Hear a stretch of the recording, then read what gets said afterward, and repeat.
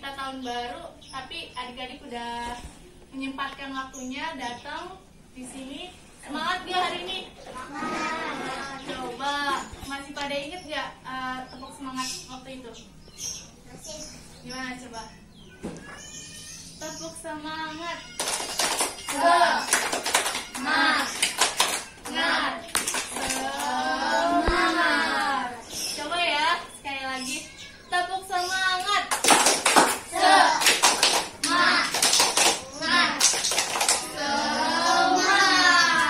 Nah, sebelum dimulai, kakak perkenalan lagi ya. Perkenalkan, nama kakak Indah Nurjana. Kalian bisa panggil kakak KNJ.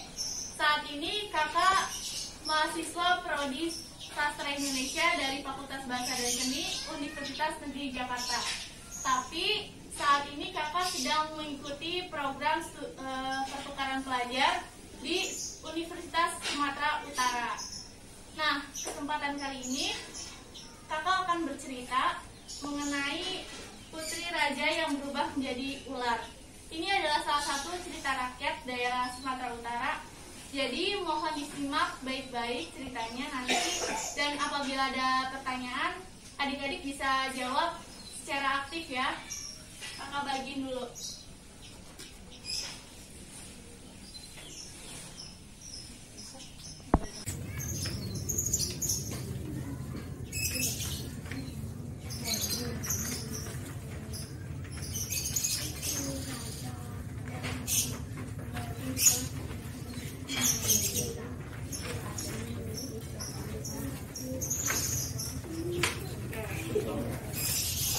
Udah dibacakan ya judulnya apa adik-adik? Judulnya Oke. Sambil kakak bacain, adik-adik juga nyimak ya kertas yang ada di adik-adik. Oke. Di sebuah danau yang jernih, airnya tampak bersinar tatkala sepasang kaki yang indah menyibaknya. Pemilik sepasang kaki yang indah itu adalah seorang putri istana yang sedang duduk di batu besar yang ada di atas danau. Putri tersebut adalah seorang putri dari kerajaan di wilayah Simalungun, Sumatera Utara. Nah, di Sumatera itu ada marga ya adik-adik. Marga adalah nama keluarga yang biasanya ada di belakang namanya.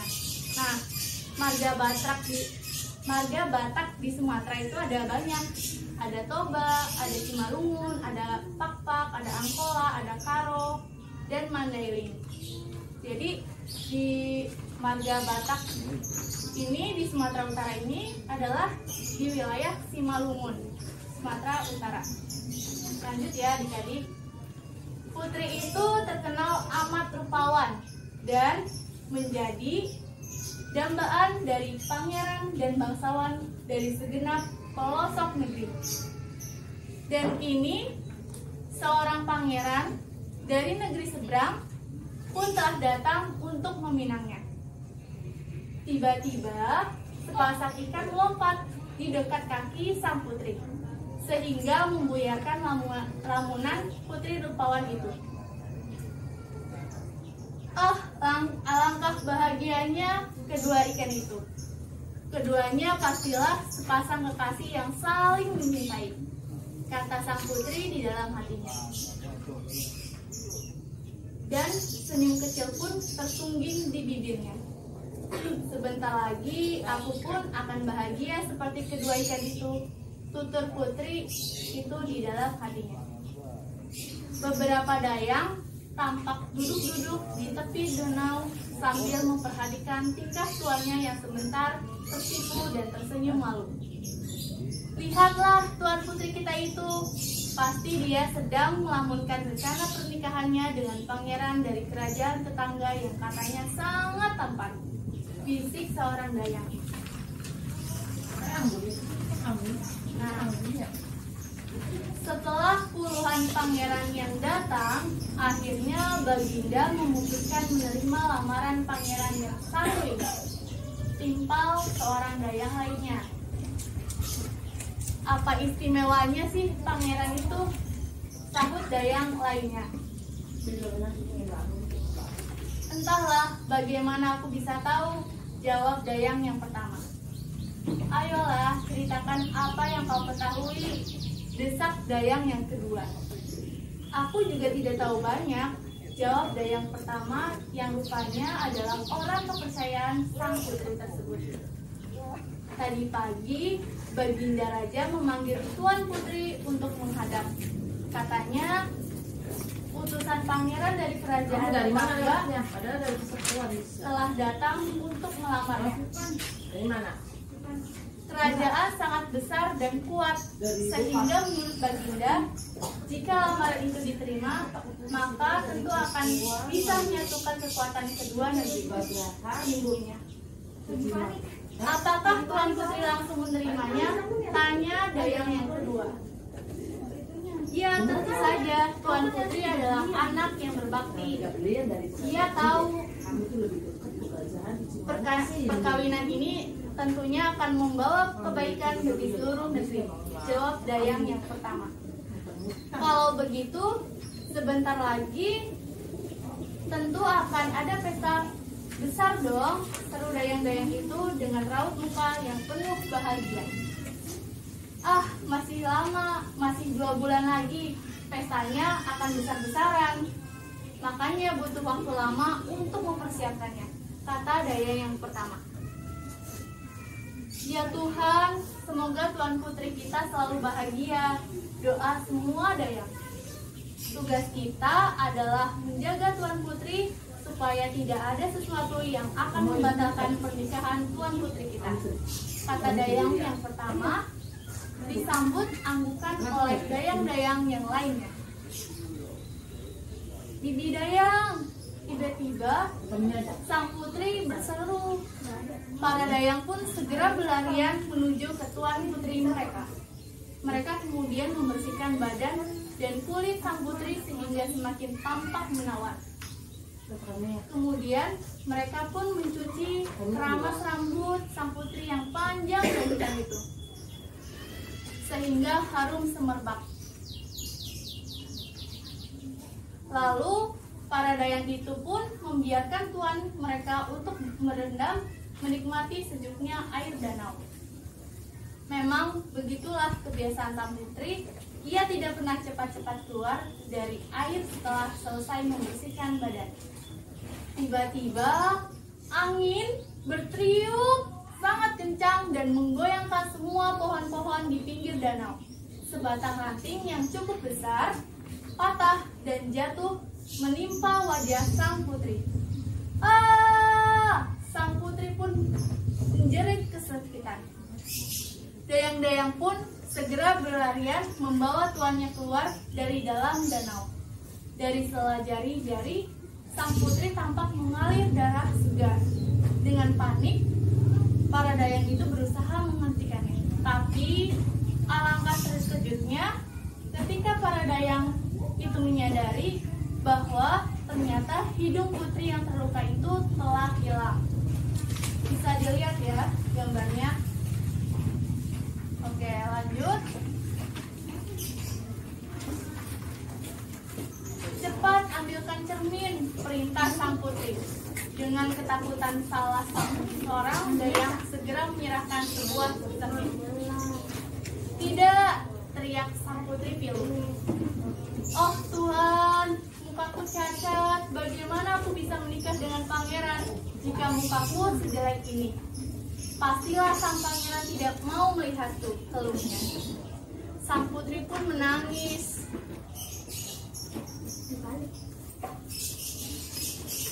Terseduh-seduh meratapi nasibnya yang malang.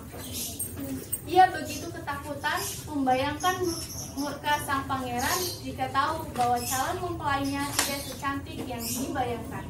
Sang putri pun tidak kuasa membayangkan betapa sedih ayah dan bundanya. Tuhan, lebih baik hukumlah aku. Hilangkan aku dari dunia ini. Aku tidak sanggup bertemu kedua orang tuaku lagi. Ratap sang putri dengan sangat memuas. Mendadak petir menyambar diiringi suara guntur menggelegar, semua yang ada menjerit ketakutan. Para dayang semakin takut ketika melihat badan sang putri kesayangan secara perlahan-lahan ditumbuhi sisik seperti ular. Dayang pertama segera berlari ke dalam istana untuk memberitahuan semua hal itu kepada raja dan ratu permaisuri. Apa? Putriku berubah menjadi ular. Bagaimana bisa? Ratu permaisuri kaget. Ayo kita segera pergi melihatnya, Dinda. Mungkin kita masih bisa menolongnya, kata Baginda Raja. Tabib istana tanpa disuruh segera ikut serta menuju danau. Sampai tiba di danau, ternyata sang putri sudah tidak tampak lagi. Tinggal para dayang yang masih menangis keras-keras mengerumuni seekor ular besar yang bergelung di atas sebuah batu besar. Putriku, seru permaisuri. Ular besar itu kelihatannya memandangi permaisuri dan menjulurkan lidahnya. Dari kedua matanya tampak mengalir air mata. Pandangannya begitu memilukan, seolah-olah hendak mengucapkan maaf dan selamat tinggal. Putriku, apa yang terjadi, nak? Sang permaisuri tampak berlinang air mata. Cepat tolong, dia tabib, seru raja pula. Namun, tampak ular besar itu menggelengkan kepala dan pelan-pelan ular besar itu lalu meninggalkan mereka menuju ke arah hutan. Betapapun kerasnya raja dan ratu permaisuri memanggilnya, namun putri yang malang itu tetap menghilang di telan hutan dan tidak pernah kembali. Hal ini menjadi pelajaran bagi kita untuk selalu mengucapkan doa yang terbaik dan selalu berpikir dengan tenang. Karena bagaimana seandainya kita terlanjur mengucapkan doa yang buruk dan ternyata kemudian dikabulkan. Lihat gambarnya. Jadinya karena ulahnya dia bilang kayak gitu, berubah deh jadi ular.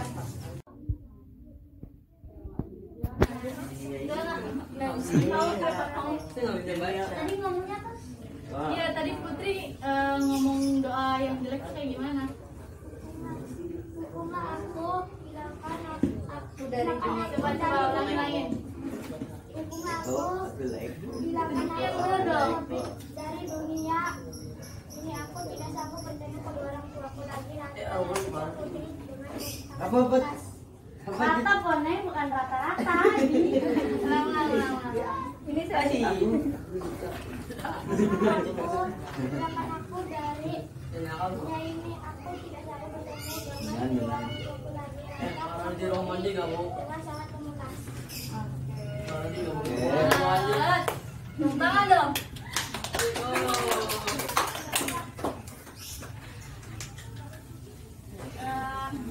Coba karena dilihat dari amanatnya mengucapkan doa yang baik dan selalu berpikir dengan tenang. Coba doa dan harapan adik-adik di tahun baru kira-kira apa? Kita ingin jadi yang lebih baik dari tahun sebelumnya. Wah, itu saya. Kakak saya. Dia Tapi saya ngomong. nggak tahu. Udah nggak jadi. Coba lagi gimana? Yang kamu? Serius ini di video. Enggak, udah dicopot. Coba harapan kamu di tahun 2022. Berapa ya? Dapat rezeki, terus pintar belajarnya, dan harapan. Coba kamu gimana? Kamu bayar. Coba harapannya di tahun 2022 gimana?